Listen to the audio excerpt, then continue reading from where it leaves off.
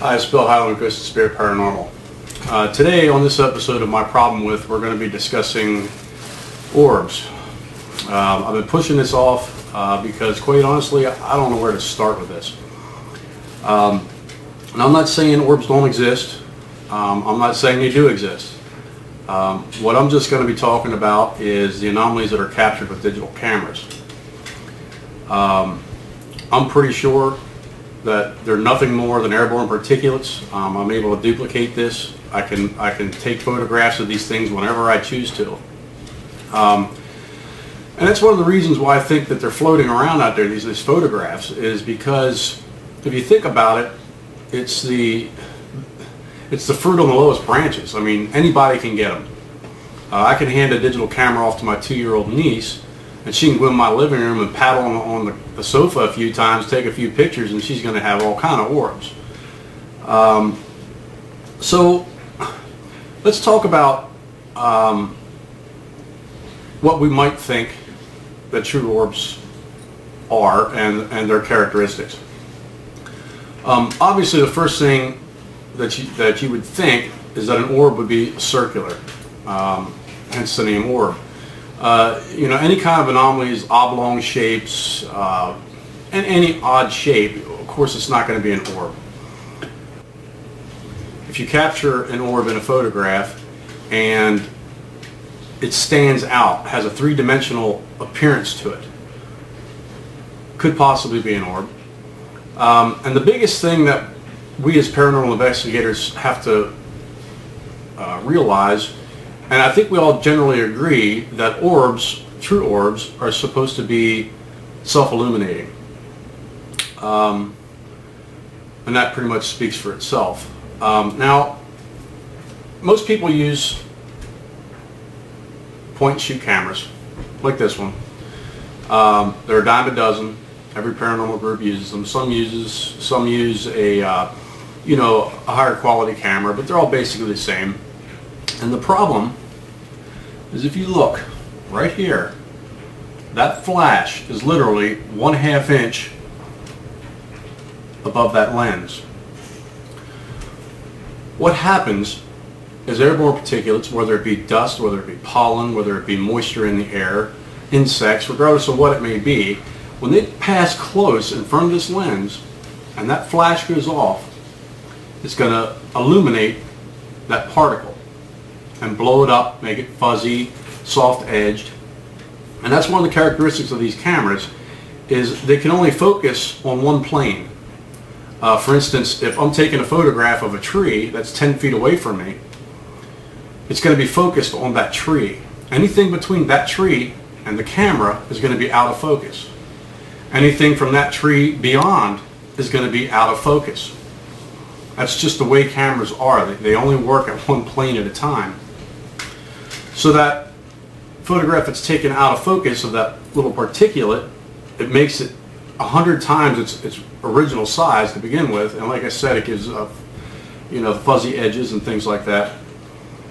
Another thing I hear a lot about is people take photographs of orbs and they have faces on them. Yeah, it's not your Aunt Gertrude or Uncle Tommy coming back to talk to you. It's nothing but matrixing. That's all it is. Another thing that that this carries over to is not just cameras, and this also carries over to video cameras. We've all seen it. Static video cameras are set up with infrared lights illuminating a room, and you'll see dust particles floating across the room. It's the same thing. The dust orb is close to the lens. The infrared illuminator is lighting the dust, and since it's close to the camera, it's out of focus and it appears to be an orb floating. And I've heard the argument, well, you know, that orb, when it was flying across the room, it was pulsating and strobing.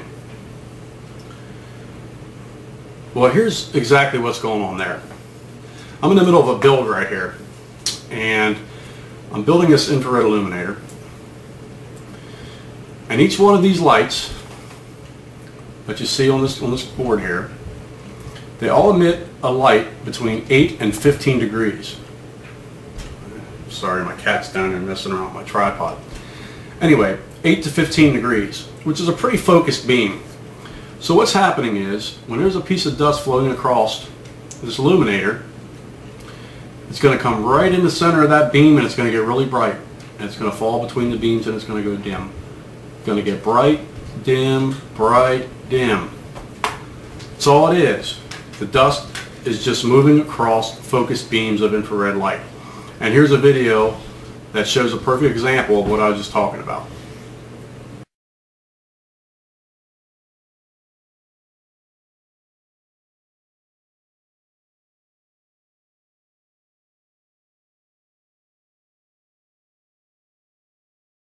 Okay, here I'm going to show you some photographs of different kinds of orbs, different colors, and I'll explain to you what they are. The first one is the most common, which are the gray orbs. The gray orbs consist of dust, dander, dirt, other airborne particulates, you know, just regular household dust. White or blue orbs, they tend to be moisture based, which is you know, mist from rain or raindrops itself, or extremely high humidity. Green or blue orbs are mold spores. They come in different shades of greens and blues, but those are mold spores. And you have your yellow, oranges, and reds, which are pollens from different trees, plants, flowers, you name it. So these are why you're seeing different colors in orbs. It's nothing paranormal about anything that's being taken, as far as I've seen. It's highly explainable. And what really is incredible to me is that there are professional photographers that got together, and because this is a problem for them, because these orbs show up in their photographs too, and they're being paid to take good photographs. And they did studies and tests, and they found out what they call backscatter or backscatter or near camera reflections. And these are what orbs are.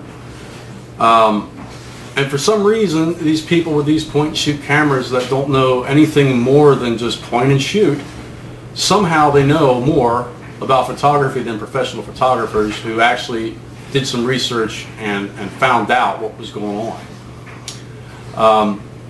And there again, there's several things you could try. I'll give you a good example. Take your camera outside in the evening, at night when it's dark. Go up to a bush and take a photograph of that bush.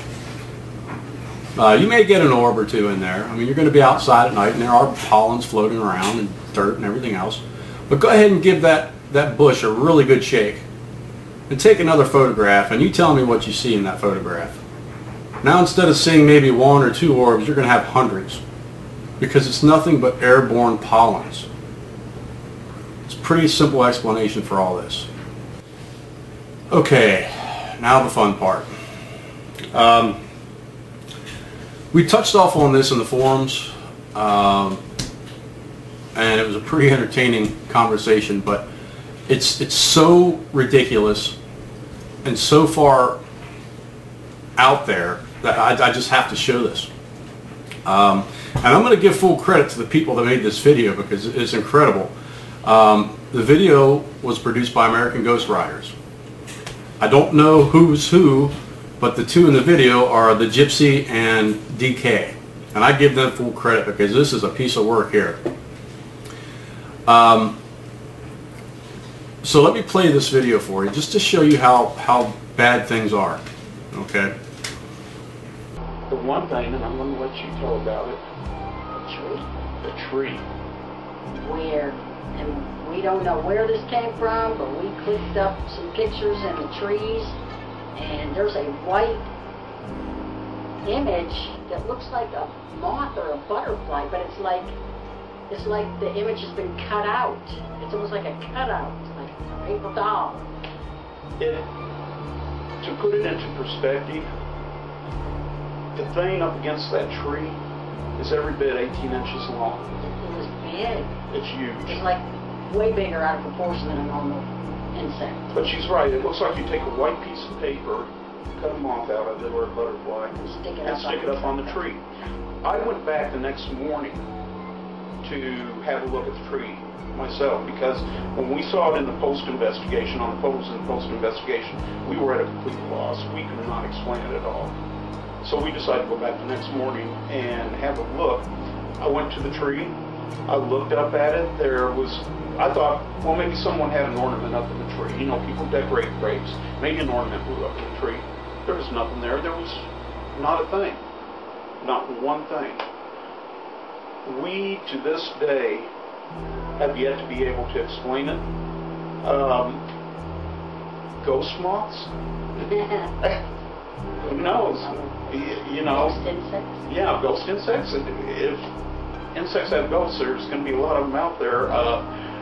We don't know what it was.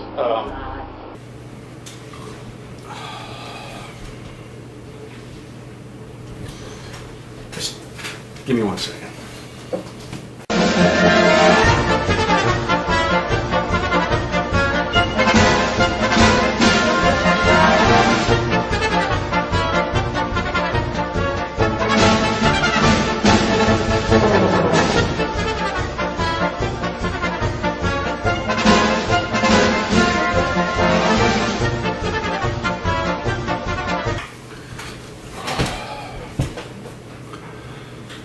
Okay, I feel better now.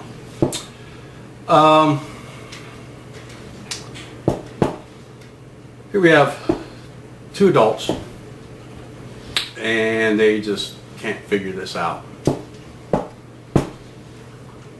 2 of them working on this. The real shame is that this made it onto a network television show. Can you believe that? And on top of that, we have all these young, impressionable sponges out there soaking all this stuff up. And those are the future investigators that we look forward to seeing. So I'm going to pass the same message that I always pass along, is don't accept something just because you see it on TV. Use your God-given brain and think about things and come to your own conclusions when you see this kind of thing. As far as this goes, there's just no nice way to put this. This is f***ed up. That's it. Like I said, just use your brain and your common sense. This is not hard to figure out. So until my next episode, thanks for watching.